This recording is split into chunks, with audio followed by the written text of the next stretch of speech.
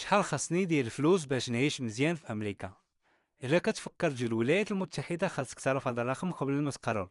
وفكم الساعد، بزاف ديال الناس كيقولوا غير نوصل لامريكا وغادي نجمع الفلوس بسهوله، ولكن الحقيقه مختلفه تماما. باش تعيش حياه عاديه عندك الكرا، عندك الماكله، عندك المواصلات، عندك الانترنت، الهاتف. الكرا تقريبا على حسب كل ولايه وكل مدينه من 800 وانت طالع حتى 1500.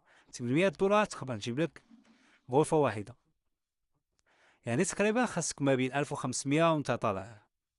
اذا كنتي خدام بوحدك صعيب شويه، خاصك تخدم بزاف ومرات جوج ديال الخدمات، اولا تكون ساكن مع الدراري باش تخمم لك القضيه رخيصه.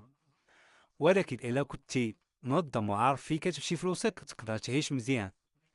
فين المشكل الحقيقي؟ المشكل ماشي غير في الدخل، المشكل هو كيفاش كتصرف الفلوس.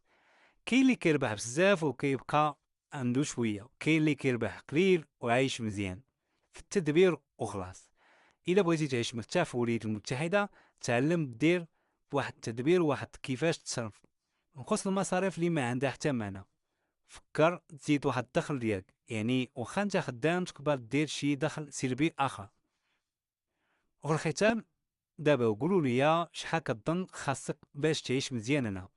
ولا عايش انت في امريكا او انتي، شاركنا المصاريف ديالك والولايه والمدينه باش نعرفوا المعلومات اكثر.